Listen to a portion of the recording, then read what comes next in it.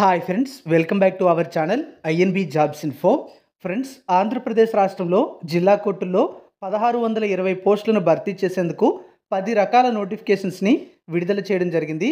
ఈ ఉద్యోగాలకు మీరు అప్లై చేయాలి అనుకుంటున్నట్లయితే ఈ వీడియో పూర్తిగా చూసిన తర్వాత అప్లై చేయండి.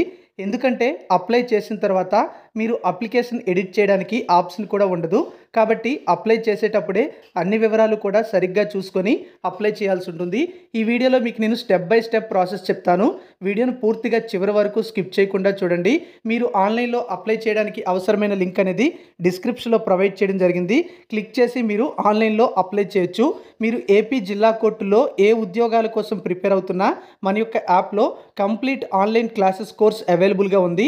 సీనియర్ ఫ్యాకల్టీతో కంప్లీట్ సిలబస్ అనేది క్లాసెస్ అనేవి చెప్పించడం జరిగింది. ప్రతిరోజు చాలామంది కోర్స్ తీసుకొని మాకు మంచి ఫీడ్బ్యాక్ ఇస్తున్నారు. మీరు ఈ పోస్ట్కి ప్రిపేర్ అవ్వాలి అనుకుంటున్నట్లయితే మన యాప్ని డౌన్లోడ్ చేయండి. లింక్ డిస్క్రిప్షన్లో ఇచ్చాను.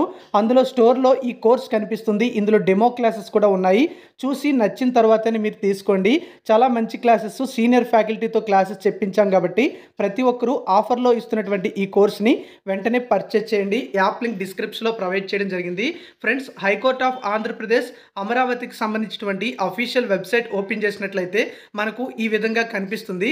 ఇందులో మనకి నోటిఫికేషన్స్ని డౌన్లోడ్ చేసుకునేందుకు లింక్స్ అయితే ఉంటాయి. అలాగే ఇంపార్టెంట్ ఇన్ఫర్మేషన్ కూడా ఉంటుంది.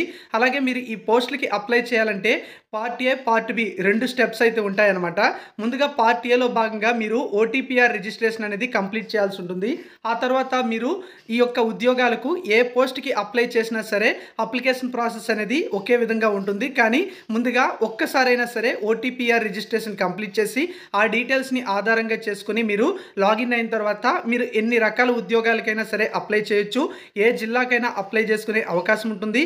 మీరు ఇతర జిల్లాలకి అప్లై చేసుకునేటప్పుడు ప్రతి జిల్లాకి కూడా మీరు అప్లై చేసేటప్పుడు ఆ జిల్లాకి సంబంధించి అప్లై చేస్తున్నారు కాబట్టి ఎక్స్ట్రా జిల్లాకి అప్లై చేస్తుంటే అప్లికేషన్ ఫీజు అనేది ఎక్స్ట్రా అవుతుంది.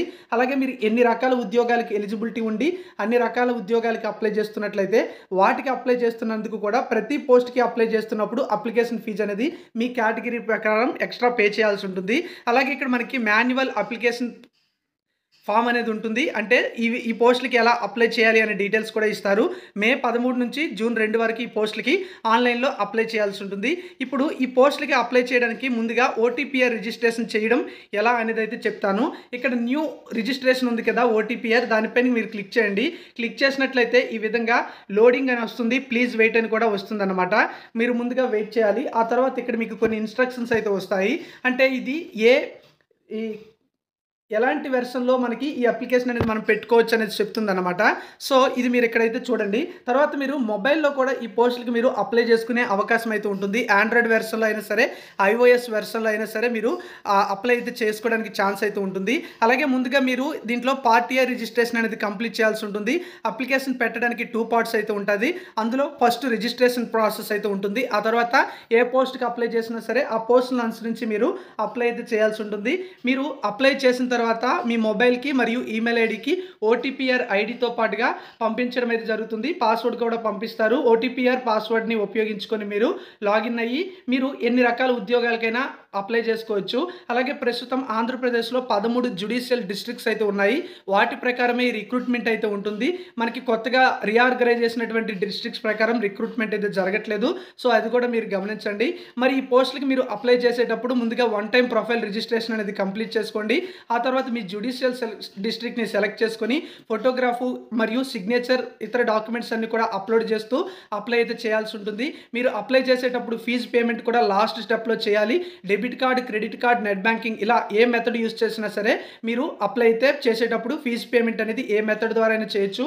పార్ట్ ఏ మరియు పార్ట్ బి 2 కూడా మీరు కంప్లీట్ చేస్తేనే మీ యొక్క అప్లికేషన్ అనేది కంప్లీట్ అవుతుంది. ఓన్లీ పార్ట్ ఏ చేసి పార్ట్ బి చేయకపోతే మీ యొక్క అప్లికేషన్ అనేది కన్సిడర్ చేయడు. అలాగే మీకు సంబంధించి మీరు ఏ పోస్టులకి అప్లై చేయాలి అన్నా సరే ఓటీపీఆర్ మరియు పాస్వర్డ్తో లాగిన్ అయ్యి ఎలిజిబిలిటీ ఉండే పోస్టులకి అప్లికేషన్ పెట్టుకోవచ్చు.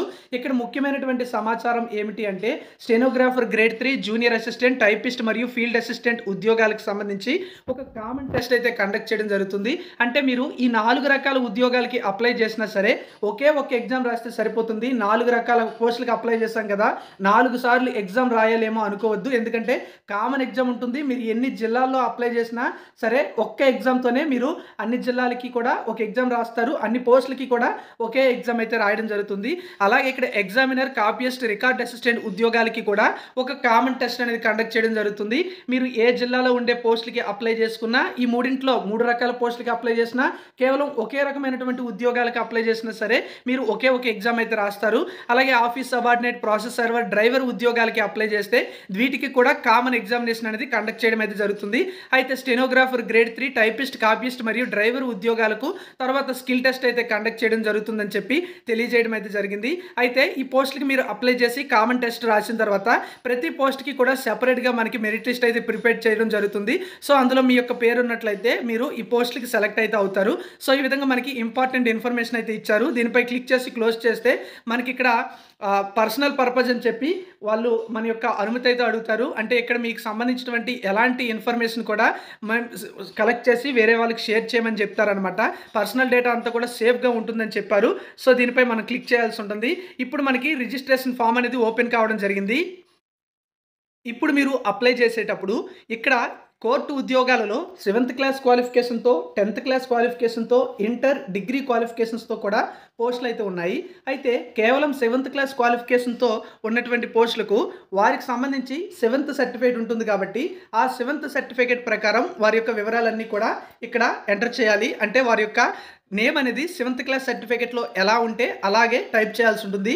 అలాగే 10th మరియు ఇతర క్వాలిఫికేషన్స్తో అప్లై చేసే వాళ్ళు 10th సర్టిఫికేట్లో మీ నేమ్ ఏ విధంగా ఉందో అలా ఇక్కడ మీరు ఎంటర్ చేయాలి. 10thలో మీ ఫాదర్, మదర్, గార్డియన్ ఎవరి పేరు అయితే ఉంటుందో వారి పేరు అనేది ఇక్కడ ఎంటర్ చేయండి. క్యాపిటల్ లెటర్స్లోనే ఎంటర్ చేయాలి. అలాగే మీరు ఇక్కడ ఎంటర్ చేస్తున్నప్పుడు క్యాపిటల్ లెటర్స్ మాత్రమే తీసుకుంటుంది. అలాగే మీ యొక్క 10th సర్టిఫికేట్లో ఎవరి పేరు అయితే ఇస్తున్నారో వారికి సంబంధించి అంటే వాళ్ళతో మీ రిలేషన్ ఏంటి, రిలేషన్షిప్ ఫాదర్ అవుతారా, మదర్ అవుతారా, గార్డియన్ అవుతారా అనేది ఇక్కడ సెలెక్ట్ చేసుకోవాల్సి ఉంటుంది. ఆ తర్వాత మీ డేట్ ఆఫ్ బర్త్ అనేది మీరు ఇక్కడ ఒక క్యాలెండర్ వస్తుంది. ఈ క్యాలెండర్పై క్లిక్ చేసి మీకు సంబంధించినటువంటి డేట్ ఆఫ్ బర్త్ అనేది ఇయరు, అలాగే మంతు, డేటు ఇవన్నీ కూడా మీరు సెలెక్ట్ చేసుకున్నట్లయితే మీకు సంబంధించినటువంటి ఏజ్ అనేది ఆటోమేటిక్గా ఇక్కడ క్యాలిక్యులేట్ అయిపోయి డిస్ప్లే అవుతుంది అనమాట. తర్వాత మీ జెండర్ అనేది సెలెక్ట్ చేసుకోండి. మేలు, ఫిమేలు, ట్రాన్స్జెండర్ ఎవరైతే వాళ్ళు వారికి సంబంధించినటువంటి జెండర్ సెలెక్ట్ చేసుకోవాలి. మెరిటేరియల్ స్టేటస్ అంటే మీకు మ్యారీడా, అన్మ్యారీడా అని అడుగుతుంది అనమాట. మీకు మ్యారేజ్ అనేది అయిపోతే మ్యారీడ్ అని, అలాగే అన్మ్యారీడ్ అయినట్లయితే అన్మ్యారీడ్ అని, డైవర్స్డ్ అయితే డైవర్స్డ్ అని సెలెక్ట్ చేసుకోవచ్చు అనమాట. తర్వాత కేటగిరీ, ఈ కేటగిరీ ఏమిటి అంటే రిజర్వేషన్కి సంబంధించి క్యాస్ట్ రిజర్వేషను. ఇక్కడ మీరు చూసుకున్నట్లయితే ఓసీ, ఈడబ్ల్యూఎస్, బీసీఏ, బీసీడి, అలాగే SC, group 1, group 2, group 3, ST category అయితే ఉంది. అంటే రీసెంట్గా ఆంధ్రప్రదేశ్లో ఎస్సీ రిజర్వేషన్స్ అనేవి ఉపవర్గీకరణ అయితే జరిగింది కాబట్టి, ఎస్సీ వర్గీకరణ జరిగింది కాబట్టి మీకు మీ సర్టిఫికెట్లో ఏ విధంగా ఉందో ఆ విధంగా సెలెక్ట్ చేసుకోండి. మిగతా వాళ్ళు మీకు సంబంధించినటువంటి రిజర్వేషన్ కేటగిరీ సెలెక్ట్ చేసుకోవాలి. తర్వాత whether the applicant is a persons with disability అని అడుగుతున్నారు. మీరు డిజబిలిటీ క్యాండిడేట్ అయితే ఎస్ అని, ఒకవేళ కాకపోతే నో అని సెలెక్ట్ చేయాల్సి ఉంటుంది. ఒకవేళ ఎస్ అయినట్లయితే మీ యొక్క డిజబిలిటీ ఏంటి అంటే బ్లైండ్నెస్సా, హీరింగ్ ఇంపైర్డా, లేకపోతే లోకోమోటర్ డిజబిలిటీ కానీ, సెరెబ్రల్ పాలసీ కానీ, ఆటిజం ఇలాంటివి ఏవైతే అవి సెలెక్ట్ చేసుకోవాల్సి ఉంటుంది. నో అయినట్లయితే ఏమీ కూడా సెలెక్ట్ చేయక్కర్లేదు. తర్వాత మీరు ఎక్స్ సర్వీస్ మ్యాన్ అయినట్లయితే ఎస్ పెట్టాలి, కాకపోతే నో పెట్టాలి. ఎస్ పెట్టినట్లయితే మీకు సంబంధించినటువంటి పీపీఓ నెంబర్ ఉంటుంది. ఆ పీపీఓ నెంబర్ అనేది ఇక్కడ ఎంటర్ చేయాలి, కాకపోతే నో పెట్టండి. Are you meritorious sports person అని అడుగుతుంది. ఎవరికైనా సరే స్పోర్ట్స్కి సంబంధించి నోటిఫికేషన్లో అడిగిన విధంగా సర్టిఫికేట్స్ కలిగి ఉంటారో వాళ్ళు ఎస్ పెట్టాలి, కాకపోతే నో పెడితే సరిపోతుంది. ఎవరికైనా సరే ఇవేవి కాకపోతే నో అనే పెట్టేయండి. తర్వాత మొబైల్ నెంబర్ అనేది ఎంటర్ చేయాల్సి ఉంటుంది. మీరు యూజ్ చేస్తున్నటువంటి మొబైల్ నెంబర్ ఇక్కడ ఎంటర్ చేయాలి. కన్ఫర్మేషన్ అంటే రెండోసారి కూడా ఎంటర్ చేయండి. తర్వాత మీ ఈమెయిల్ ఐడి ఇక్కడ మరియు ఇక్కడ 2 దగ్గరలో కూడా ఎంటర్ చేయండి. ఆ తర్వాత అడ్రస్ ఫర్ కమ్యూనికేషన్ అని ఉంటుంది. మీ యొక్క అడ్రస్ అనేది ఇక్కడ ఎంటర్ చేయాలి. అంటే మీ యొక్క హౌస్ నెంబర్ నెంబర్, అలాగే మీ స్ట్రీట్ నేము, అలాగే మీ విలేజు, మీ స్టేటు, డిస్ట్రిక్టు, సిటీ ఇవన్నీ కూడా సెలెక్ట్ చేసుకుని ఎంటర్ చేసుకుని పిన్ కోడ్ ఇచ్చిన తర్వాత మీ యొక్క permanent address, present address same అనుకోండి. ఎస్పై క్లిక్ చేయండి. ఎస్పై క్లిక్ చేసినట్లయితే కింద ఆటోమేటిక్గా మీద ఏవైతే ఎంటర్ చేస్తారో అవే వచ్చేస్తాయి. ఒకవేళ నో అయినట్లయితే మీరు మాన్యువల్గా కింద ఎంటర్ చేయాల్సి ఉంటుంది అనమాట. ఓకేనా. తర్వాత ఇక్కడ ఎగ్జామ్కి సంబంధించినటువంటి జ్యుడిషియల్ డిస్ట్రిక్ట్ ప్రిఫరెన్స్ డీటెయిల్స్ అయితే అడుగుతుంది. ఇందులో మీరు ఏ జిల్లాలో పరీక్ష రాయాలనుకుంటున్నారు అనేది అడుగుతుంది. మీరు దాదాపుగా మీ మొదటి ప్రిఫరెన్స్ అనేది మీ జిల్లానే సెలెక్ట్ చేసుకుంటారు కాబట్టి మీ జిల్లా సెలెక్ట్ చేసుకోండి. ఆ తర్వాత మీకు దగ్గరగా ఉండే అంటే మీ పక్క జిల్లాలనేవి సెలెక్ట్ చేసుకోండి. అలాగే మీరు 5 ప్రిఫరెన్సెస్ అయితే ఇచ్చుకోవచ్చు. ఆ తర్వాత డిక్లరేషన్ అయితే అడుగుతుంది. ఐ అగ్రీపై క్లిక్ చేయాల్సి ఉంటుంది. మీరు అప్లై చేసేటప్పుడు ఒక ఆటోమేటిక్గా ఒక క్యాప్చా అనేది ఇలా నెంబర్ రూపంలో డిస్ప్లే అవుతుంది. మీరు అప్లై చేసేటప్పుడు ఏదైతే డిస్ప్లే అవుతుందో దాన్ని ఇక్కడ ఎంటర్ చేయాల్సి ఉంటుంది. ఒకవేళ మీరు ఇది రీఫ్రెష్ చేయాలంటే ఇక్కడ మీకు రీఫ్రెష్కి సంబంధించిన సింబల్ ఉంది. దానిపై క్లిక్ చేస్తే మారుతుంది. అక్కడ ఏదైతే వస్తుందో అది ఎంటర్ చేయండి. మీకు సరిగ్గా కనిపించట్లేదు, అర్థం కావట్లేదు అంటే అలా రీఫ్రెష్ చేయొచ్చు. తర్వాత మీరు ఇక్కడ ఈ క్యాప్చా అనేది ఎంటర్ చేసేసి ఇక్కడ రిజిస్టర్ ఉంది కదా, దీనిపైన క్లిక్ చేసేయండి. రిజిస్టర్ పై క్లిక్ చేసినట్లయితే మీకు పార్ట్ ఏకి సంబంధించినటువంటి ఓటీపీఆర్ రిజిస్ట్రేషన్ అనేది కంప్లీట్ అయిపోతుంది. ఇలా రిజిస్ట్రేషన్ కంప్లీట్ చేసుకున్న తర్వాత మీకు స్క్రీన్ మీద మీ ఓటీపీఆర్ ఐడి కనిపిస్తుంది. మీ మొబైల్ నెంబర్తో పాటుగా మీ యొక్క జీమెయిల్ ఐడికి ఈ డీటెయిల్స్ అనేవి షేర్ చేయడం కూడా జరుగుతుంది. ఇప్పుడు మీరు పార్ట్ బికి సంబంధించినటువంటి అప్లికేషన్ అయితే ఫిల్ చేసుకోవాలి. అంటే పార్ట్ ఏ ఓటీపీఆర్ రిజిస్ట్రేషన్ అనేది మీరు ఎన్ని ఉద్యోగాలకి అప్లై చేసినా సరే ఒకసారి కంప్లీట్ చేసుకొని ఆ ఓటీపీఆర్ ఐడి యూస్ చేసుకొని లాగిన్ అయ్యి ప్రతిసారి కూడా మీరు ఆ ఉద్యోగాలకి అప్లై చేసుకోవచ్చు. ఇక నుంచి పార్ట్ బికి సంబంధించి అప్లై చేసుకోవచ్చు అనమాట. ఇప్పుడు మీరు ఏ పోస్ట్లకి అప్లై చేసినా సరే పార్ట్ బి ఎలా అప్లై చేయాలనేది చూద్దాం. ముందుగా ఇలా మీకు డిస్ప్లే అవుతుంది. క్లోజ్ పై క్లిక్ చేయండి. క్లోజ్ పై క్లిక్ చేసిన తర్వాత ఈ విధంగా మీకు సంబంధించి రిజిస్ట్రేషన్ డీటెయిల్స్ అన్ని కూడా డిస్ప్లే అవుతాయి. ఇప్పటి వరకు మీరు ఎంటర్ చేసినటువంటి అన్ని డీటెయిల్స్ కూడా ఇక్కడ డిస్ప్లే కావడం అయితే జరుగుతుంది. మీరు ఏ పోస్టులకి అప్లై చేయాలి అనుకుంటున్నా సరే రిజిస్ట్రేషన్ కంప్లీట్ అయిన తర్వాత ఇలా లాగిన్ అయితే మీకు ఇక్కడ రిజిస్ట్రేషన్ డీటెయిల్స్ అయితే ఉంటాయి. ఇంతవరకు మీరు ఇచ్చిన డీటెయిల్స్ అయితే ఇలా వస్తాయి. ఇక్కడ అప్లికేషన్ ఫామ్ అని వస్తుంది. దీనిపైన ఇప్పుడు మనం క్లిక్ చేద్దాం. క్లిక్ చేసినట్లయితే click here to fill the application అని చెప్పేసి ఈ విధంగా కనిపిస్తుంది అన్నమాట. మీరు ఇప్పుడు ఈ పోస్టులకి అప్లై చేయాలంటే ఎలా అప్లై చేయాలనేది అయితే చెప్తాను చూడండి. ఇక్కడ click here to fill the application అని ఉంది కదా, దానిపైన మీరు ఇప్పుడు క్లిక్ చేయండి. తర్వాత స్టెప్లో ఈ విధంగా ఓపెన్ అవుతుంది. ఇక్కడ మీకు post selection, personal details, qualification details, other details మరియు డాక్యుమెంట్ అప్లోడ్ మరియు పేమెంట్ అనేటువంటి స్టెప్స్ అయితే కనిపిస్తాయి. ఇందులో ముందుగా సెలెక్ట్ పోస్ట్ అయితే ఉంటుంది. దీనిపైన మీరు క్లిక్ చేయాల్సి ఉంటుంది. క్లిక్ చేసినట్లయితే మీరు ఈ ఉద్యోగాల నోటిఫికేషన్లో ఏ ఏ పోస్టులు ఉన్నాయో ఆ పేర్లన్నీ కూడా కనిపిస్తాయి. అందులో మీరు ఏ పోస్ట్కి అయితే అప్లై చేయాలనుకుంటున్నారో ఆ పోస్ట్ అయితే సెలెక్ట్ చేసుకోండి. నేను ఇక్కడ జూనియర్ అసిస్టెంట్ అనే పోస్ట్ని సెలెక్ట్ చేశాను కాబట్టి అది సెలెక్ట్ అయిపోయింది. తర్వాత మీరు ఏ జిల్లాకు చెందిన వ్యక్తి అనేది అయితే అడుగుతుంది. అంటే మీరు ఏ జిల్లాలో ఉండే పోస్టులకి అప్లై చేయాలనుకుంటున్నారు అనేది అడుగుతుంది. మీరు ఏ జిల్లా అయితే ఆ జిల్లాని సెలెక్ట్ చేసేసుకోండి. సెలెక్ట్ చేసుకున్న తర్వాత మీరు సేవ్ అండ్ నెక్స్ట్ ఇక్కడ కనిపిస్తుంది, దానిపైన క్లిక్ చేయాల్సి ఉంటుంది. అలాగే మీరు ఒకటికి మించి ఏవైనా డిస్ట్రిక్ట్స్కి అప్లై చేయాలంటే ఇతర జిల్లాలకి కూడా అప్లై చేసుకోవచ్చు, సెలెక్ట్ చేసుకోవచ్చు. అప్లికేషన్ ఫీజు అనేది లాస్ట్లో మీరు పే చేయాల్సి ఉంటుంది కాబట్టి అప్పుడు ఎక్కువ అప్లికేషన్ ఫీజు అయితే చూపిస్తుంది. నెక్స్ట్ స్టెప్లో సేవ్ అండ్ నెక్స్ట్ పై క్లిక్ చేయండి. ఇప్పుడు మీకు మీ యొక్క పర్సనల్ డీటెయిల్స్ అన్నీ కూడా డిస్ప్లే కావడం అయితే జరుగుతుంది. ఆల్రెడీ మీరు రిజిస్ట్రేషన్ చేసేటప్పుడు ఏ ఏ డీటెయిల్స్ అయితే ఇచ్చారో అవన్నీ కూడా డిస్ప్లే అయితే అవుతాయి. సో అవన్నీ కూడా ఇప్పుడు మీరు ఎడిట్ చేయలేరు కాబట్టి ఇవన్నీ కూడా చూసుకొని మీరు సేవ్ అండ్ నెక్స్ట్ అయితే చేయాలి. సేవ్ అండ్ నెక్స్ట్ పై ఇప్పుడు మనం క్లిక్ చేసినట్లయితే మళ్ళీ మనకి డేటా సేవ్డ్ సక్సెస్ఫుల్లీ అని వస్తుంది. దీనిపై క్లిక్ చేస్తే మన యొక్క క్వాలిఫికేషన్ డీటెయిల్స్ అయితే అడుగుతుంది. అయితే ఇక్కడ మీరు చూసుకున్నట్లయితే ముందుగా మీకు వచ్చినటువంటి లాంగ్వేజెస్ ఏంటి అని అడుగుతుంది.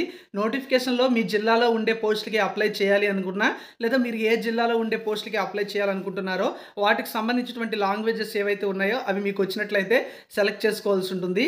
కాబట్టి ఇక్కడ నేను ఆ లాంగ్వేజెస్ అనేవి సెలెక్ట్ చేసుకుంటాను. తర్వాత స్టెప్లో టైప్ ఆఫ్ స్టడీ అని అడుగుతుంది. అంటే మీరు రెగ్యులర్ స్టడీ చేశారా, ప్రైవేట్ స్టడీ చేశారా, ఓపెన్ స్కూలింగ్ చేశారా అని అడుగుతుంది. నేను రెగ్యులర్ స్టడీ కాబట్టి రెగ్యులర్ స్టడీ అని సెలెక్ట్ చేసుకుంటున్నాను. రెగ్యులర్ స్టడీ అనేది సెలెక్ట్ చేసుకున్న తర్వాత ఇక్కడ మనకి ఫస్ట్ క్లాస్ నుంచి కూడా స్టడీకి సంబంధించినటువంటి డీటెయిల్స్ అయితే అడుగుతుంది. ఫస్ట్ క్లాస్ రెగ్యులర్ అయితే రెగ్యులర్ అని చెప్తాము. ఎవరైనా సరే డైరెక్ట్గా 10th పాస్ అయిన వాళ్ళు ఉంటారు, వాళ్ళు నాట్ స్టడీ అనేది సెలెక్ట్ చేసుకోవచ్చు. నేను రెగ్యులర్ కాబట్టి రెగ్యులర్ అని సెలెక్ట్ చేశాను. అదేవిధంగా స్కూల్ ఆఫ్ మీ యొక్క స్కూల్ ఏ జిల్లాలో ఉంది, మీరు చదువుకున్న స్కూల్ అనేది ఏ జిల్లాలో ఉంది అనే డీటెయిల్స్ అయితే అడుగుతుంది.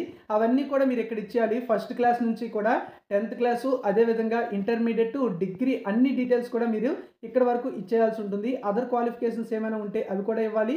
Do you have computer knowledge అని ఉంటుంది. మీకు కంప్యూటర్ నాలెడ్జ్ ఉంటే ఎస్ అని, లేకపోతే నో అని ఇవ్వాల్సి ఉంటుంది. Please specify the details of other academic technical qualification possessed if any. అంటే మీకు ఇవి కాకుండా ఇంకా ఏమైనా క్వాలిఫికేషన్స్ ఉంటే అవి కూడా ఇక్కడ మీరు ఇవ్వచ్చు. ప్రీవియస్ ఎక్స్పీరియన్స్ ఉంటే అవి కూడా ఇవ్వచ్చు. ఆ తర్వాత లోకల్ జ్యుడిషియల్ డిస్ట్రిక్ట్ డీటెయిల్స్ అయితే అడుగుతుంది. అంటే మీరు ఏ జిల్లాకు చెందినటువంటి లోకల్ క్యాండిడేట్ అనేది ఆల్రెడీ మీ స్టడీ ప్రకారం అయితే ఉంటుంది. సో మీరు ఆ స్టడీ ప్రకారం అయితే సెలెక్ట్ చేసుకోండి. మీరు ఏ జిల్లా అయితే ఆ జిల్లాను మీరు సెలెక్ట్ చేసుకోవాల్సి ఉంటుంది. ఇక్కడ డిస్ప్లే అవుతాయి, వాటిలో మీ జిల్లా సెలెక్ట్ చేసుకొని సేవ్ అండ్ నెక్స్ట్ పై మీరు క్లిక్ చేయాల్సి ఉంటుంది అనమాట. సేవ్ అండ్ నెక్స్ట్ పై క్లిక్ చేసే ముందు మీరు అన్నీ కూడా కరెక్ట్గా ఇచ్చుకున్నారా లేదని చూసుకోండి. ఎందుకంటే మీరు సేవ్ అండ్ నెక్స్ట్ క్లిక్ చేసే ముందు అన్ని డీటెయిల్స్ కూడా మీరు ఇవ్వకపోతే అది నెక్స్ట్ స్టెప్కి అయితే వెళ్ళదు. ఇక్కడ మీ క్వాలిఫికేషన్ డీటెయిల్స్ ఇచ్చి సేవ్ అండ్ నెక్స్ట్ పై క్లిక్ చేసిన తర్వాత అదర్ డీటెయిల్స్ అని వస్తుంది. ఈ అదర్ డీటెయిల్స్లో ఏమిటంటే మీ పైన ఏమైనా క్రైమ్, ఎఫ్ఐఆర్ లేదా అరెస్ట్ అవ్వడం ఇలాంటివి ఏమైనా జరిగితే ఎస్ ఆర్ నో అని అడుగుతుంది. ఇది మీపై ఎలాంటి కేసులు, ఎఫ్ఐఆర్ ఇవేవి కూడా ఉండవు కాబట్టి లేకపోతే నో అని పెట్టాల్సి ఉంటుంది. అలాగే whether the applicant involved in vigilance enquiry, debarred, disqualified, dismissed, terminated, compulsory, retired ఇలాంటివి ఏవైనా ఉన్నట్లయితే ఎస్ పెట్టాలి, కాకపోతే నో అనే పెట్టాలి. Whether the applicant is regular employee in any central or state other department అని అడుగుతుంది. అంటే మీరు ఏదైనా కేంద్ర ప్రభుత్వ, రాష్ట్ర ప్రభుత్వ లేదా ఇతర డిపార్ట్మెంట్స్లో వర్క్ చేస్తున్నట్లయితే ఎస్, లేకపోతే నో అని పెట్టాల్సి ఉంటుంది. ఇవన్నీ కూడా అందరూ అన్ఎంప్లాయ్ క్యాండిడేట్స్ అప్లై చేస్తారు. అలాగే ఎవరిపై కూడా ఇలాంటి కేసులు కానీ ఇలాంటివి ఏవి కూడా ఉండవు కాబట్టి మీరందరూ ఇవి నో అని పెట్టాల్సి ఉంటుంది. తరువాత సేవ్ అండ్ నెక్స్ట్ పై క్లిక్ చేయాల్సి ఉంటుంది. సేవ్ అండ్ నెక్స్ట్ పై క్లిక్ చేస్తే మీ డేటా సేవ్ అయిపోతుంది. లాస్ట్ స్టెప్ ఇది. ఇక్కడ మీరు మీకు సంబంధించి డాక్యుమెంట్స్ అనేవి అప్లోడ్ చేయాల్సి ఉంటుంది. మీరు అప్లోడ్ చేసేటప్పుడు జేపీజీ లేదా జేపీఈజీ ఫార్మేట్లో అప్లోడ్ చేయాలి. మీ ఫోటోగ్రాఫు, సిగ్నేచర్తో పాటుగా ఒరిజినల్ డాక్యుమెంట్స్ అన్నీ కూడా స్కాన్ చేసుకొని ముందుగా అవన్నీ కూడా మీ మొబైల్లో లేదా మీ యొక్క కంప్యూటర్లో సేవ్ చేసుకున్న తర్వాతే ఈ అప్లికేషన్ అనేది మీరు స్టార్ట్ చేయాల్సి ఉంటుంది. కాబట్టి అన్నీ కూడా మీరు ముందుగానే రెడీ చేసుకొని ఈ డాక్యుమెంట్స్ అన్నీ కూడా ఇప్పుడు అప్లోడ్ చేయండి అని అడుగుతుంది. ఇక్కడ చూడండి, upload your recent passport size colour photograph అని వచ్చింది. ఈ క్లిక్ హియర్ టు అప్లోడ్ అనే దానిపై క్లిక్ చేసినట్లయితే మీ యొక్క మొబైల్లో కానీ లేదన్నట్లయితే మీ సిస్టంలో కానీ ఫైల్ మేనేజర్ ఓపెన్ అవుతుంది. అక్కడి నుంచి మీ ఫోటో అనేది మీరు అప్లోడ్ చేయాల్సి ఉంటుంది.